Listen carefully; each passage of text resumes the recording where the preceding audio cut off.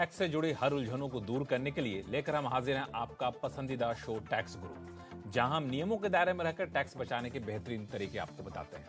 नमस्कार, मैं हूं लक्ष्मण राय और हमारे साथ इस बार होंगे जाने माने टैक्स एक्सपर्ट गौरी चड्ढा। गौरी, आपका स्वागत है हमारे शो में।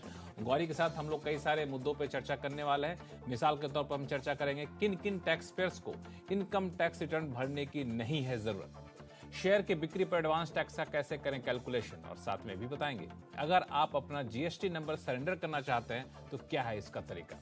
इन सारे मुद्दों पर बातचीत करेंगे, लेकिन अभी एक मुद्दा जो हर टैक्स पेयर जिसका खास ख्याल रख रहा है वह है इनकम टैक्स रिटर्न फाइल करने को लेकर के।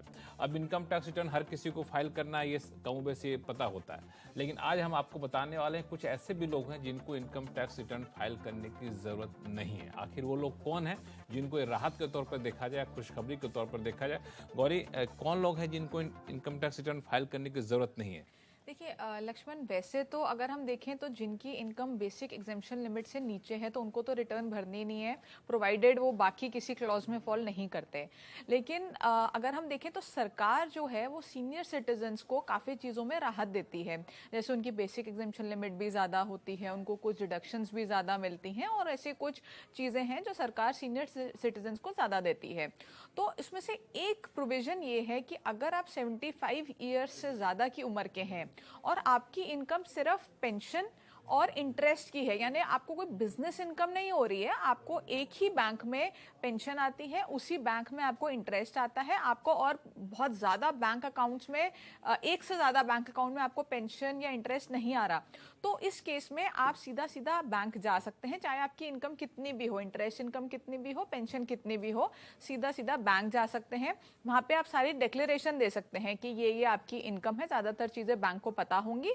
उसके अलावा आपकी कौन सी डिडक्शंस है वो सब कैलकुलेट करके बैंक पूरा टीडीएस आपका काट लेगा और आप समझ लीजिए कि आपकी रिटर्न भर दी गई है। अब आपको कुछ भी करने की जरूरत नहीं है, आपको ऑनलाइन जाके जो रिटर्न भरने का प्रोसेस होता है वो करने की जरूरत नहीं है। लेकिन इसमें शर्त एक है कि आपका बैंक अकाउंट एक ही होना चाहिए जिसमें आपका पेंशन भी आ रही हो या फिर जो भी आपके सैलरी इनकम जो भी है, और दूसरा आपका इंटरेस्ट भी आ रहा हो। ऐसा अगर मान लिया कि हमने पेंशन अकाउंट मेरा किसी एक बैंक में दूसरे बैंक में हमारा कोई एफडी से इनकम हो रहा है तो वो इसमें शामिल नहीं होगा? नहीं, फिर शामिल नहीं होगा, क्योंकि इस केस में तो आप एक बैंक से दूसरे बैंक को लिंक नहीं कर पाएंगे ना। आपको तो एक ही बैंक में अगर आ रहा है, ये सरकार ने ये प्रोविजन लाया ही इसलिए है कि एक ही बैंक हो तो तभी कन्वीनियंट होगा। दो बैंक्स होंगे तो फिर वो चीज प्रैक्टिकली पॉसिबल नहीं हो पाएगी, आगे जाके शायद हो जाए। एक और फाइन प्रिंट आपने बताया कि आपके कोई बिजनेस इनकम नहीं होना चाहिए। मान ली किसी को रेंट से इनकम हो रहा है, जो कि सीनियर सिटीजन को रेंट इनकम एक आम इनकम का जरिया होता है, तब भी वो इसके नहीं, इसमें कैटेगरी में नहीं आएंगे। जो पेंशन है और जो इंटरेस्ट है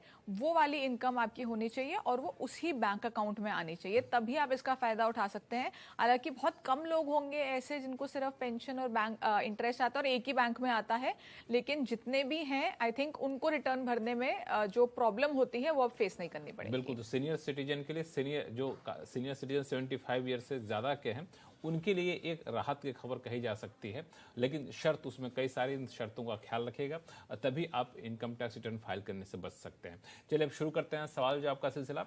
सबसे पहले चलते हैं राजस्थान, जहां से नथु लाल लोहार जी हमारे साथ फोन लाइन पर जुड़ चुके हैं। नथु लाल जी नमस्कार, बताएं टैक्स गुरु क्या आपके लिए कर सकता है? सर मैडम मेरे को नमस्ते मैडम। नमस्ते मैडम मेरे को ये प्रॉब्लम हो रही है कि एक तो मैं रिटायर हुआ 31 जनवरी 21 को। ठीक है, ठीक है ना। वो तो पीएफ मैंने अभी विड्रॉ किया नवंबर 22 में, तो किस सेक्शन में इसको आईटीआर में दिखाना है? एक दूसरा, मैं कुछ शेयर की ट्रेडिंग वगैरह कर लेता बेचता हूँ, तो वो एसएफटी ट्रांजैक्शन पूरे नहीं आ रहे हैं उसमें एआईएस में। ठीक है। तीसरा, मैंने अपने बेटे और बहू को 15-15 लाख रुपए दोनों को मकान बनाने के लिए दिए थे, वो नेफ्ट और टैक्स से दिए हैं। और मेरे को कौन सा आईटीआर फाइल करना पड़ेगा? मैं पेंशनर हूँ ईपीएफओ की पेंशनर है, 3800 रुपये पेंशन आती है। ठीक है, देखिए तीनों सवाल का मैं जवाब दे देती हूँ। पहले आपने पूछा पीएफ का जो इंटरेस्ट है, तो जो पीएफ का इंटरेस्ट है वो आप सेक्शन 10 में एग्जेम्प्ट करके दिखाएंगे। आईटीआर में उसका कॉलम आपको दिख जाएगा और आपको उसको अपनी इनकम में ऐड करना है, जिसके ऊपर आपको कोई टैक्स नहीं देना है।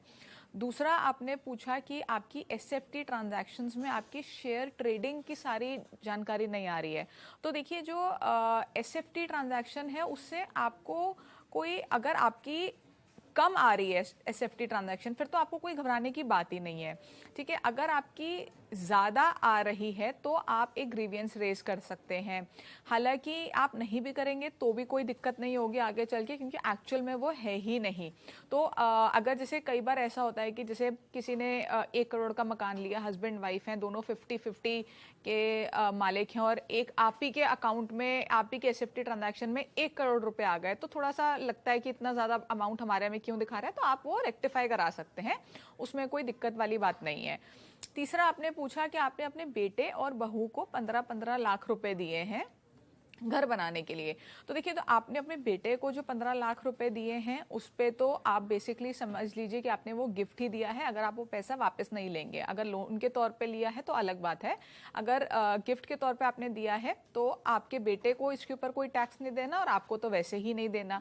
तो आप एक गिफ्ट डीड बना लीजिए कि आपने ये पैसा अपने बेटे को गिफ्ट के तौर पर दिया है। लेकिन जहाँ आपने अपनी डॉटर इन लॉ को गिफ्ट दिया है तो गिफ्ट तो वो भी एग्जेम्प्ट है उनके हैंड्स में, उनको भी उसके ऊपर कोई टैक्स नहीं देना, आपको भी उसके ऊपर कोई टैक्स नहीं देना। लेकिन जब आपकी डॉटर इन लॉ उस पैसे को कहीं इन्वेस्ट करेंगी, अगर तो वो घर बना के उस घर में रह रही हैं तो अलग बात है, लेकिन अगर उस घर को रेंट पे दे देती हैं और उससे इनकम आ रही है तो वो इनकम आपके हैंड्स में टैक्सेबल हो जाएगी, जिसको हम क्लबिंग ऑफ इनकम बोलते हैं। ये डॉटर इन लॉ के केस में होगा, सन के केस में नहीं होगा। तो नथुलाल जी, उम्मीद करता हूँ तीनों सवालों के जवाब मिल गए होंगे आपको। एक बेटे को तो दिया पैसा और एक बेटे की बहू को पैसा दिया मकान बनाने के लिए। हाँ जी, तो अगर उससे वो मकान बना के खुद रह रहे हैं कोई दिक्कत नहीं है, किसी को टैक्स नहीं देना, कुछ भी नहीं देना, वो एक तरह से गिफ्ट हो जाएगी। आप एक डीड बना लीजिए या ईमेल कर दीजिए या कोई चिट्ठी उनको लिख दीजिए कि ये पैसा मैंने इस दिन इस चेक से या इस एनईएफटी का रेफरेंस नंबर से मैंने ट्रांसफर किया है और ये गिफ्ट के तौर पे किया है। तो आपके बेटे और आपके बहू को इस पैसे पे कोई भी टैक्स नहीं देना होगा, तो बिल्कुल साफ है। और फिर भी कोई कंफ्यूजन हो तो आप आपस में चर्चा करके पूछिएगा टैक्स गुरु के पास। टैक्स गुरु फिर से आपके सवालों को दूर का जवाब देने की कोशिश करेगा। चलिए अब चलते हैं नवी मुंबई, जहां से प्रवीण जी हमारे साथ फोन लाइन पे हैं। प्रवीण जी नमस्कार, क्या सवाल है आपके पास? जी नमस्कार, प्रवीण रत्नपार से बोल रहा हूँ, नवी मुंबई से जी। सर मेरा 2017 से यूटीआई यूलिप 15 ईयर प्लान में एसआईपी चालू है। तो अब नए नियम के अनुसार अप्रैल 23 के बाद जो डेट फंड में इन्वेस्टमेंट है उसमें लॉन्ग टर्म कैपिटल गेन और इंडेक्सेशन बेनिफिट बंद कर दिया है। तो मेरा यूटीआई का जो यूलिप मैच्योर होगा तो ये टैक्स फ्री रहेगा अप्रैल 23 के बाद जो इन्वेस्टमेंट चल रही है, इस पे टैक्स लगेगा? देखिए, जो आपने इन्वेस्टमेंट्स कट ऑफ डेट से पहले की हैं उसमें आपको इंडेक्सेशन का बेनिफिट भी मिलेगा, और अगर वो लॉन्ग टर्म पे जा रहा है तो वो लॉन्ग टर्म कैपिटल गेन ही माना जाएगा और इंडेक्सेशन तभी मिलेगा। बट अगर कट ऑफ डेट के बाद आपने की है ट्रांजैक्शन तो उसमें आपको ना इंडेक्सेशन मिलेगा अगर लॉन्ग टर्म है, और इसको समझ लीजिए कि आपका वो पूरा का पूरा शॉर्ट टर्म ही मान लिया जाएगा।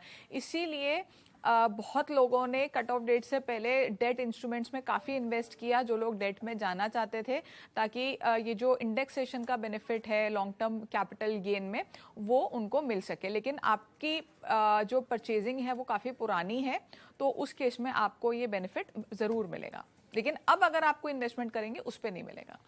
संतुष्ट हैं सवाल के जवाब से? कुछ और कंफ्यूजन आपके अंदर है? जी सर, एक ही रहे कि 2023 के बाद जो एसआईपी चल रही है अप्रैल 23 के बाद, उसको भी long term capital gain benefit मिलेगा मुझे? नहीं, उस पर आपको नहीं मिलेगा। उसमें आपका बेसिकली वो आपकी इन्वेस्टमेंट बाद की डेट की है तो उसमें आपको नहीं मिलेगा इंडेक्सेशन। उसमें आपको नहीं मिलेगा, ये बिल्कुल साफ है। और फिलहाल वक्त है छोटे से ब्रेक का। ब्रेक के बाद बताएंगे कंसल्टेंट और प्रोफेशनल के लिए ओल्ड टैक्स रिजिम का चयन करने का एक नया नियम आया है इनकम टैक्स डिपार्टमेंट की तरफ से। नियम क्या है और कैसे इसका ख्याल रखना चाहिए, बताएंगे छोटे से ब्रेक के बाद।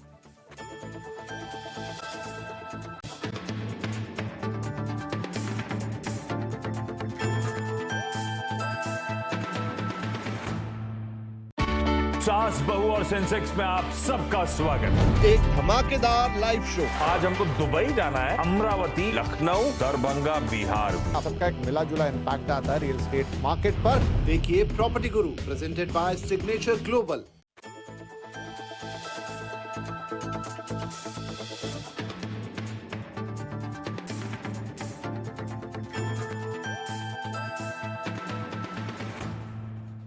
ब्रेक के बाद एक बार फिर से आपका स्वागत है। आप देख रहे हैं टैक्स गुरु और आपके सवालों का जवाब देने के हमारे साथ स्टूडियो में है जानी मानी टैक्स एक्सपर्ट गौरी चड्ढा। गौरी, नया tax regime, old tax regime, इसको लेकर के अब जैसे समय नज़दीक आ रहा, लोगों में कौतूहल है क्या करें क्या नहीं करें, तो लोगों ने रिटर्न फाइल करना शुरू भी कर दिया है।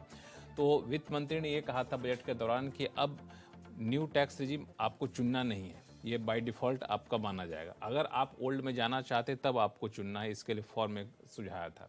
लेकिन बीच में एक सीबीडीटी की तरफ से, इनकम टैक्स डिपार्टमेंट की तरफ से एक नोटिफिकेशन आया जो कंसल्टेंट और प्रोफेशनल्स के लिए हमें लगता है कुछ अलग नियम जारी, क्यों, क्या है नियम, उनके लिए किस तरह से उपयोगी है? देखिए, ऐसा है लक्ष्मण कि इस फाइनेंशियल ईयर जो अब ख़त्म हुआ है और अब हम जिसकी रिटर्न भर रहे हैं जून जुलाई में, तो उस केस में आपका जो न्यू रिजीम है, अगर आप उसको सिलेक्ट करते हैं तो आपको फॉर्म 10IE भरना होता है। अगर आपकी बिजनेस इनकम है या जैसे आपने बोला कंसल्टेंट है या प्रोफेशनल है, क्योंकि वो भी बिजनेस इनकम मानी जाती है, तो उस केस में आपको 10IE भरना ज़रूरी है अपनी रिटर्न फाइल करने से पहले।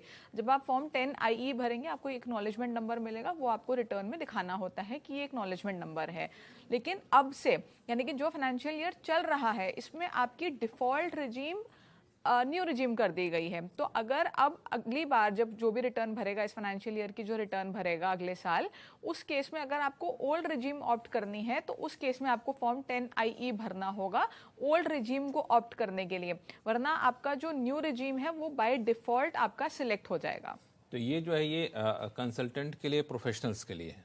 देखिए, जो अभी आप रिटर्न भर रहे हैं, जब आप अपनी रिटर्न भरेंगे और आपकी बिजनेस इनकम है, और ये जो कंसल्टेंट और प्रोफेशनल्स हैं ये बेसिकली बिजनेस इनकम ही मानी जाती है, तो उस केस में अगर आप न्यू रिजीम सिलेक्ट कर रहे हैं तो आपको फॉर्म 10IE भरना ज़रूरी है। और दूसरी बात ये है कि अगर आपकी बिजनेस इनकम है, यानी कंसल्टेंट, प्रोफेशनल या कोई भी बिजनेस इनकम है, तो आपके पास हर साल स्विच करने का ऑप्शन नहीं है। आप सिर्फ एक बार ऑप्ट आउट कर सकते हैं। जहां तक सैलरीड क्लास की बात है या जिनकी कोई बिजनेस इनकम नहीं है उनकी बात है, वो हर साल स्विच कर सकते हैं, उनके ऊपर कोई पाबंदी नहीं है। लेकिन बिजनेस वाले सिर्फ एक बार ऑप्ट आउट कर सकते हैं। तो इसमें अगर सैलरी वालों के हिसाब से थोड़ा बता दें कि उनके पास by default new tax regime हो गया है, अगर उनको जाना है ओल्ड में तो क्या करना हो, तो उसके लिए कोई फॉर्म अलग से भरना है? बिल्कुल, अगर अगले साल की हम बात करेंगे तो उनको भी भरना होगा अगर उनको ओल्ड रिजीम में जाना है। तो अभी कोई चांस है उनके लिए, सैलरीड क्लास के लिए, कि ओल्ड चुन लिया हो फिर वापस मन करे कि नहीं हमें न्यू में जाना है, रिटर्न फाइल नहीं किए हो तो कोई? नहीं, देखिए, जैसे आपने डिक्लेरेशन दे दी कंपनी में, आपने बोल दिया कि हम ओल्ड रिजीम में जाना चाहते हैं, आपने अपने डॉक्यूमेंट भी सबमिट कर दिए और आपने जब रिटर्न भरने बैठे आपने देखा कि आपकी न्यू रिजीम बेटर है, तो आप ऑप्ट कर सकते हैं न्यू रिजीम, उसमें कोई दिक्कत नहीं है। बिल्कुल बिल्कुल। वापस चलते हैं सवाल जवाब के सिलसिले पर, चलते हैं दिल्ली, जहां से विशाल जैन साहब का सवाल आया है। ईमेल के जरिए सवाल भेजा इन्होंने। दरअसल इनका मामला जो है वो एडवांस टैक्स के कैलकुलेशन से है, और ये इनकी आमदनी जो होती है गौरी, वो होती है शेयर से, शेयर में खरीद फरोख्त करते हैं। इनका कहना है कि शेयर बाजार से जो शेयर की खरीद बिक्री करते हैं तो उसमें एडवांस टैक्स का कैलकुलेशन कैसे करें, क्योंकि स्क्रिप्ट वाइज डिटेल तो वहाँ होती नहीं है। देखिए विशाल जी, जब आप अपनी रिटर्न भरने बैठेंगे तो आपके पास दो ऑप्शंस हैं। या तो आपको ये प्रोफेशनल से भरवाएंगे, वो किसी सॉफ्टवेयर से भरेंगे, तो उस सॉफ्टवेयर में तो आप एक एक डिटेल डालते हैं। अब बात करते हैं रिटर्न की, जो आप खुद भर रहे हैं, ऑनलाइन आप भर रहे हैं, तो उसमें भी जब आप रिटर्न भरते हैं तो आप देखेंगे उसमें एक कॉलम होता है जिसमें आपको जो कैपिटल गेन की डिटेल है वो आपको क्वार्टर वाइज देनी होती है, तो वो आपका उस क्वार्टर के हिसाब से आपका एडवांस टैक्स कैलकुलेट होगा। तो ऐसा नहीं होगा कि आपने एक फिगर डाल दी कैपिटल गेन की और उस पर पूरे साल का आपको इंटरेस्ट लग गया क्योंकि आपका डिले हो गया पेमेंट, आपकी कैलकुलेशन गलत हो गई, तो ऐसा नहीं होगा। आप वो क्वार्टर जो डिटेल क्वार्टर वाइज मांगी गई है उसको ठीक से भरेंगे तो वो उसी हिसाब से कैलकुलेट करेगा जिस हिसाब से उसको कैलकुलेट करना चाहिए। एक थोड़ा सा टेक्निकल हो जाता है ऐसे केस में? ऐसा नहीं है। देखिए, आप जब रिटर्न देखेंगे बहुत इजीली आपको दिख जाएगा कि उसमें से 4 कॉलम बने हुए हैं कि ये 3 महीने इसके, 3 महीने इसके, 3 महीने इसके, से 4 4 क्वार्टर आपको दिख जाएंगे। तो आप अपना कैपिटल गेन खुद से देख सकते हैं कि आपको कौन से क्वार्टर में कैपिटल गेन हुआ है, आप उसको उसमें डाल दीजिए। इतनी दिक्कत वाली बात नहीं है। आप जब फॉर्म को ध्यान से देखेंगे तो आप खुद ही समझ जाएंगे कि आप इसको आराम से कर सकते हैं। बिल्कुल विशाल जी, इसका इस तरीके से आप एडवांस टैक्स का कैलकुलेशन करें जैसा कि गौरी ने बताया। फिर भी कोई दिक्कत हो तो आप हमें लिखिएगा tax@moneycontrol.com पर, और अगली बार आपसे सीधी हम बातचीत भी करेंगे। आप अपना मोबाइल नंबर इसमें दीजिएगा और फिर टैक्स गुरु से आपकी बातचीत कराएंगे। चलते हैं GS आनंद जी के पास दिल्ली, जो कि काफ़ी थोड़ी देर हम लोग इनको फ़ोन पे इंतजार भी कराया है। GS आनंद साहब नमस्कार। नमस्कार सर। कैसे हैं आप? बस सर बढ़िया सर। आप बताएं क्या उलझन है आपकी? मेरे को एक छोटा सा क्वेश्चन ये पता करना था। मैंने GST ले रखा है। GST मेरा कपड़ों की ट्रेडिंग का काम है। अच्छा। अब उसमें लॉस होने की वजह से मैं GST सरेंडर करना चाहता हूँ। अच्छा। बट मेरे CA मुझे बोल रहे हैं कि आप GST सरेंडर नहीं कर सकते जब तक उसमें आपका इनपुट पड़ा है। आप पहले उस इनपुट को यूज करें। तो क्या ये सच है सर कि पहले मुझे वो इनपुट फिनिश करना पड़ेगा जो टैक्स का मेरे पास GST का पड़ा हुआ है? सबसे पहले सरेंडर कर सकता हूँ? सबसे पहले तो ये बताएं आनंद जी, लॉस क्यों हुआ? बाहर की वजह से कि आपकी तरफ से कोई गलती हो गई? सर थोड़ा कोरोना की वजह से भी वो था। अच्छा, और कोरोना की फिर वजह से। जिनके पास पेमेंट की, वहाँ से पेमेंट वापस आ नहीं पाई। अच्छा। तो अभी कपड़ों का कारोबार ठंडा पड़ा हुआ है? हाँ सर। तो इस चक्कर में अब वो बंद कर दिया है। अब पिछले 4-5 करीबन 6 महीने से 0 की GST भर रहे हैं। ना वो सरेंडर करने दे रहे हैं, ना इसका इनपुट का कुछ बता रहे हैं कि कैसे मैं इस इनपुट को यूज करूं। तो आप कपड़े क्या स्टिच करते थे और फिर इसको मार्केट में नहीं बेचते सर, थे? ट्रेडिंग का काम था सर। ट्रेडिंग का काम था। अच्छा। तो क्या किया जिनके तो बड़ा दुखद है कि कारोबार चल नहीं पाया कोरोना? नहीं लक्ष्मण, ऐसे काफ़ी केसेस सामने आए, स्पेशली कोरोना में जैसे उन्होंने कहा, तो ऐसा तो बहुत कॉमन केस है, ये हुआ है। तो इस केस में देखिए आपके पास जो स्टॉक पड़ा है, अब आप उस स्टॉक का क्या करेंगे? या तो आप उसको बेचेंगे। अब बेचने का ऑप्शन होता तो आपका बिजनेस कंटिन्यू होता, वो आपके पास नहीं है तो आप उसको स्क्रैप करेंगे। तो जब आप उसको स्क्रैप करेंगे उसके ऊपर भी GST की इम्प्लीकेशन है। तो उस स्क्रैप करने के बाद जो आपका इनपुट है वो यूटिलाइज हो जाएगा। और जो आपके CA कह रहे हैं वो बिल्कुल ठीक है कि आपको जो इनपुट है उसको पहले 0 करना है। तो आप इसको स्क्रैप कर दीजिए, इनपुट को आप 0 कर दीजिए, उसके बाद आप इसकी सरेंडर की एप्लीकेशन डाल दीजिए। अच्छा, मान लीजिए इनके पास कुछ स्टॉक ना पड़ा हो तो क्या करेंगे? देखिए अगर स्टॉक नहीं है इसका मतलब इनपुट भी नहीं होगा, क्योंकि इनपुट क्या मामला है? स्टॉक है सर। इनपुट तो पड़ा हुआ है। स्टॉक जो था वो स्क्रैप में बेच दिया। अच्छा, लॉट की लॉट। तो उसके बाद मेरे पास इनपुट नियर अबाउट 40-45,000 का इनपुट पड़ा है। अच्छा, स्क्रैप आपने बेच दिया उसको? स्क्रैप करके बेच दिया सामान। अब जो उस टाइम बिल काटा वो स्क्रैप के हिसाब से बिल काट दिया। अब उसके बावजूद इनपुट पड़ा है, वो कह रहे पहले इसको डिस्पोज करो।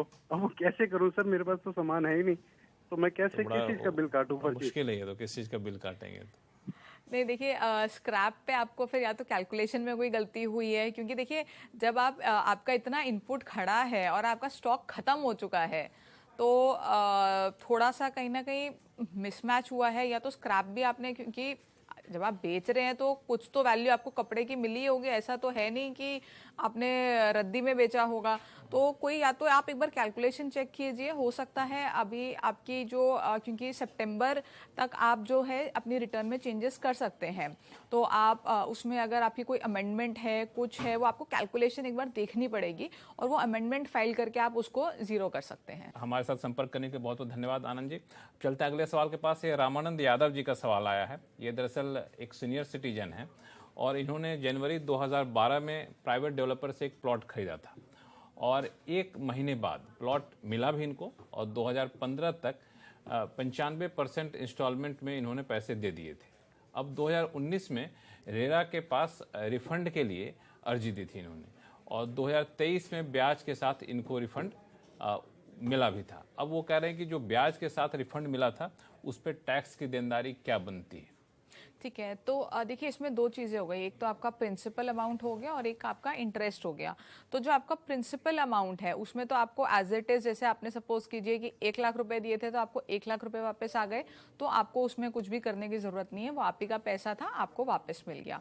अब इसके ऊपर आपको इंटरेस्ट भी दे दिया, तो ये जो इंटरेस्ट आपको मिला है ये आपकी इनकम हो जाएगी। ये आपकी इनकम फ्रॉम अदर सोर्सेज में आपको इसको दिखाना होगा और इसके ऊपर टैक्स देना होगा। अब टैक्स आप देंगे इसके ऊपर स्लैब स्लैब रेट, कोई फ्लैट रेट नहीं है। तो जिस भी स्लैब में आप फॉल करते हैं उस रेट पे आपको इस पे टैक्स देना होगा। यानी अगर आप 30% ब्रैकेट में आते हैं तो आपको 30% का टैक्स इस पे देना होगा। तो 30% के हिसाब से आपको टैक्स देना पड़ेगा, फिर जिस स्लैब रेट के हिसाब से आते हैं उस पर आपको टैक्स देना पड़ेगा। सिर्फ इंटरेस्ट कंपोनेंट पर टैक्स आपको देने की जरूरत है। तो बिल्कुल कहीं कोई दिक्कत नहीं होनी चाहिए और अच्छा हो कि रिफंड आपको मिल गया, वरना कई लोग रिफंड के इंतजार में महीनों महीनों रह जाते हैं। चलिए फिलहाल वक्त हो चला छोटे से ब्रेक का। ब्रेक के बाद कहीं जाइएगा नहीं, क्योंकि हम आपको बताएंगे टैक्स की उलझनें दूर करने के और भी कई सारे तरीके। लौटते हैं छोटे से ब्रेक के बाद।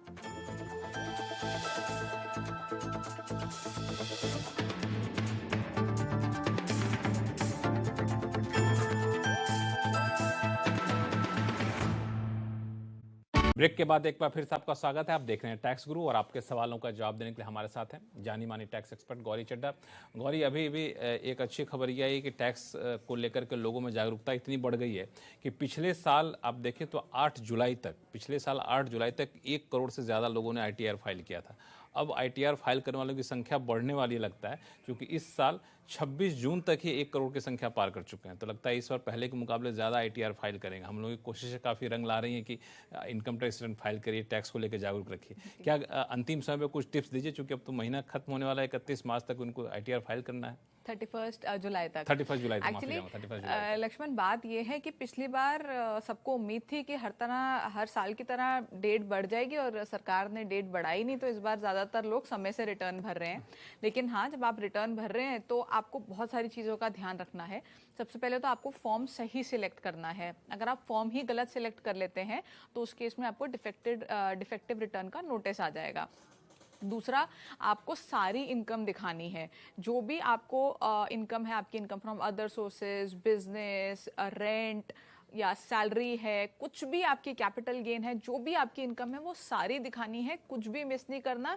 स्पेशली अगर आपकी कोई इनकम 26 AS और AIS से मैच नहीं हो रही है, यानी कि कुछ आपकी कम आप दिखा रहे हैं और वहाँ पे ज़्यादा है, तो डेफिनेटली नोटिस आएगा। तो 26 AS और AIS अपना अच्छे से चेक करने के बाद ही आपको रिटर्न भरनी है।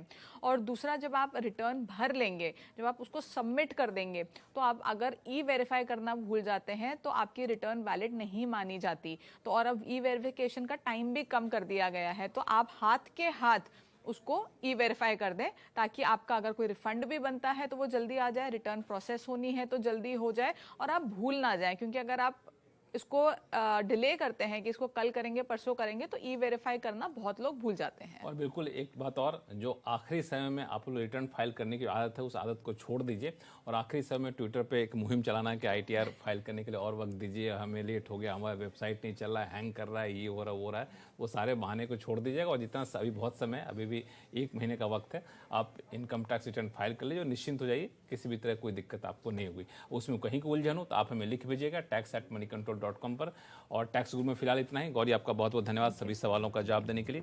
आपके पास कोई भी सवाल हो, चाहे इनकम टैक्स से जुड़ा हुआ हो या फिर GST जुड़ा हुआ हो, तो आप हमें लिख भेजिए tax@moneycontrol.com पर। अपने सवाल के साथ अपना नाम और मोबाइल नंबर लिखना ना भूलें, ताकि हम आपसे सीधे संपर्क कर सकें। फिलहाल कर दीजिए इजाजत। नमस्कार, देखते रहिए CNBC आवाज़।